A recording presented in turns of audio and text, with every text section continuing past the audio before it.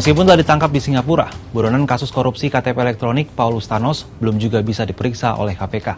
Pasalnya, Thanos belum bisa dipulangkan secara langsung dari Singapura ke Indonesia karena harus melalui proses ekstradisi antara pemerintah Indonesia dengan Singapura. Proses ini pun diperkirakan tidak mudah karena ada sejumlah proses administrasi yang harus dilalui dan memiliki batas waktu maksimal 45 hari sejak Thanos ditahan. Lantas seperti apa aturan ekstradisi ini?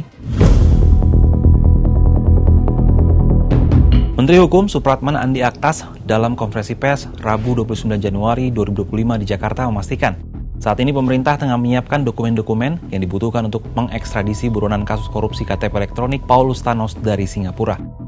Supratman yakin proses ekstradisi akan berjalan lancar meski Thanos memiliki paspor Republik Guinea-Bissau. Pasalnya, Indonesia menganut prinsip kewarganegaraan tunggal.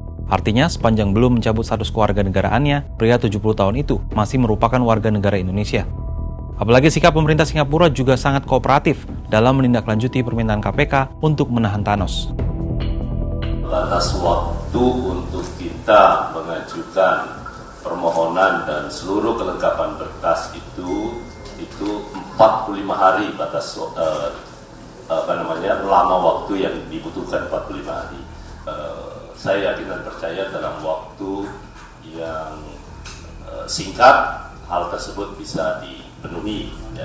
Sebelumnya sejumlah pihak meragukan pemerintah Indonesia bisa mengekstradisi Thanos. Pasalnya tersangka kasus korupsi KTP elektronik tersebut sempat dikabarkan tidak lagi berstatus WNI.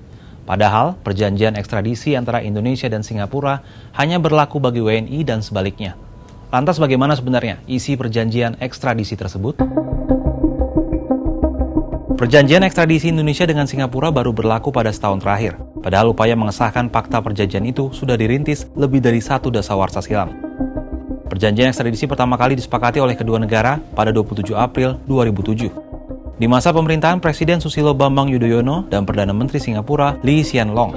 Meski demikian, perjanjian tidak berlaku karena harus diratifikasi oleh kedua negara. 15 tahun berselang, DPR baru menyetujui untuk melakukan ratifikasi perjanjian ekstradisi Indonesia-Singapura, tepatnya pada 25 Januari 2022. Kemudian pada 13 Januari 2023, DPR mengesahkan Undang-Undang Nomor 5 Tahun 2023 tentang pengesahan perjanjian antara pemerintah RI dan pemerintah Singapura tentang ekstradisi. Perjanjian ini baru efektif pada 22 Maret 2024. Adapun pemulangan Thanos merujuk pada perjanjian ekstradisi Indonesia dan Singapura yang ditandatangani pada 25 Januari 2022. Dalam perjanjian, ekstradisi dapat dilakukan terkait 31 jenis tindak pidana, antara lain tindak pidana korupsi, pencucian uang, suap, perbankan, narkotika, terorisme, dan pendanaan kegiatan yang terkait dengan terorisme. Pada pasal 6 ayat 2 perjanjian ekstradisi itu ditetapkan sejumlah syarat untuk permintaan ekstradisi. Pertama, keterangan seakurat mungkin atas buron yang dicari beserta informasi lain yang dapat membantu menentukan identitas orang tersebut, kewarganegaraan, dan kemungkinan lokasinya, termasuk foto terbaru atau rekam sidik jari apabila tersedia. Kedua, keterangan tentang bentuk tindak pidana serta perbuatan yang dituduhkan pada buron, termasuk waktu dan lokasi terjadinya tindak pidana. Ketiga, teks ketentuan hukum mengenai tindak pidana, kedudukan tindak pidana dan sanksi, termasuk hukum, ihwal persyaratan dimulainya proses peradilan atau pelaksanaan pidana. Keempat, konfirmasi tertulis dari Jaksa Agung pihak pemohon yang dilengkapi dengan dokumen penguat.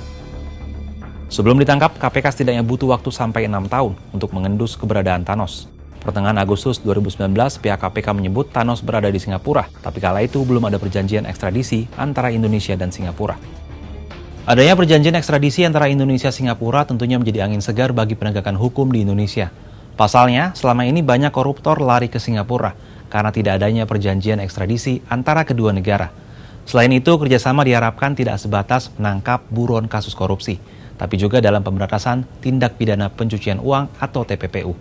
Kalau menurut sahabat Kompas gimana? Apakah pemerintah bisa memulangkan buronan Thanos sesuai aturan ekstradisi?